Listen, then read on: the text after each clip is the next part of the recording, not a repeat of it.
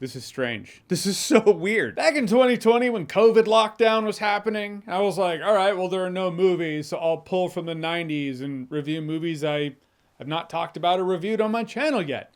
Dark City was one of those movies. Which is to say, for the past 3 years, I have believed I've had a Dark City review out there in the world on my channel. And I guess I just haven't. I know it probably sounds like I'm making jokes because Dark City. I'm not. I swear. I don't understand this. Anyhow, let's review Dark City for the first time in my channel's history. Apparently.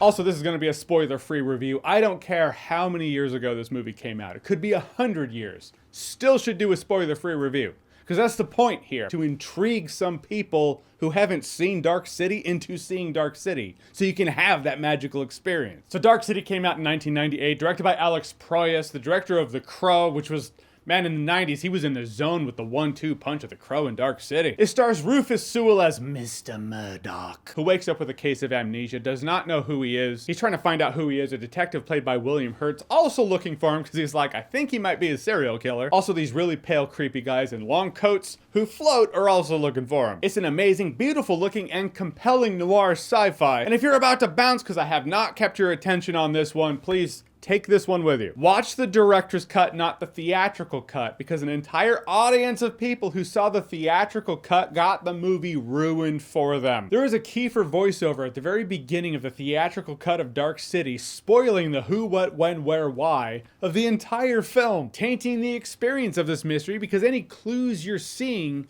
you're now seeing through spoiler goggles that you're not supposed to have. You're not supposed to have this information until the last act. That was a studio call. The studio said, well, you need that because audiences are too dumb to stay engaged and follow this movie because, well, your movie trailer was fucking perfect. Visuals, imagery, intrigue. That awesome song that I believe came from the trailer of Dark City. It's also on the DVD menu of Brotherhood of the Wolf. It's that song. It's a perfect trailer song. It's a movie that gets better every time I watch it. It truly is timeless. But it's timeless in the sense that it is a deconstruction of and asking the question of what is consciousness? What are we? That's not something you think about less as you get older. You only think about it more, which means you only relate to Dark City more. This was the first movie I can remember seeing Rufus Su in. He's great and perfect for Murdoch.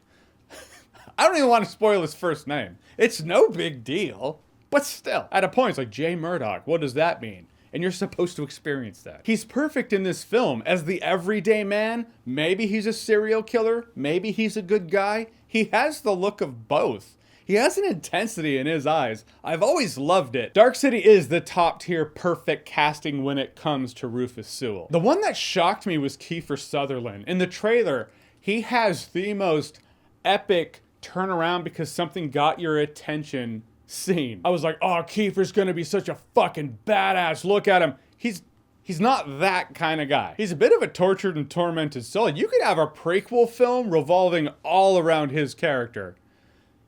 I really hope they don't do that now that I threw that out there into the universe. Don't do that, Hollywood. Don't fuck up Dark City. But Rufus Su, Jennifer Connelly, Kefir Sutherland, William Hurt, they're all great in the film, to no one's surprise. And I want to give some love to Richard O'Brien as Mr. Hand. Among the mystery men in Dark City, he's the main one leading the pursuit for Rufus Su's character. And he's fantastic, a complete scene stealer, also given the premise of the film, very complex. Now from the visuals in the trailer, you can tell there's more going on here than just, is this guy a serial killer or not? And you'd be 100% correct in that assessment. But again, it's more fun for you to experience if you haven't already than to hear my ass talk about it. But what I love is it stays in the zone. I would describe Dark City as a noir sci-fi. The real MVPs, the camera work and tone, the cinematography creating this world.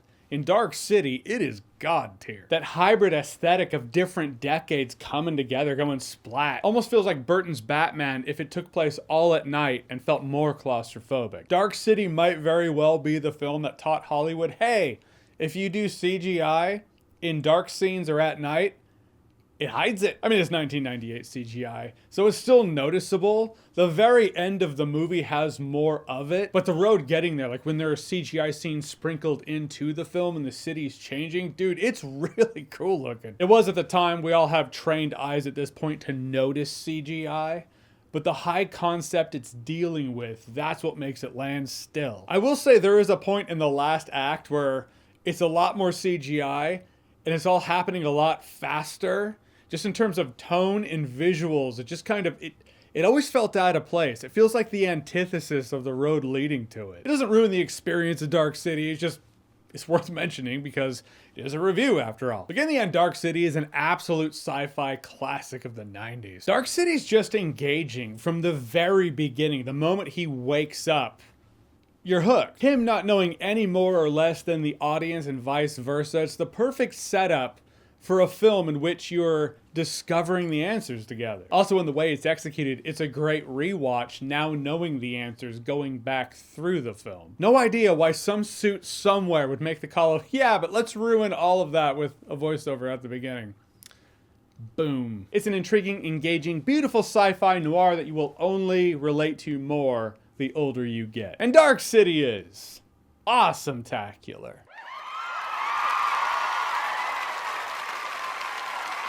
Alright, so Dark City, have you seen it? What did you think about it? Or was it a sci-fi film that doesn't get a lot of chatter, but should get more chatter because it's that great? Whatever it is, whatever you think, comment below, let me know. And as always, if you like what you've seen here and you want to see more, click right here to see more.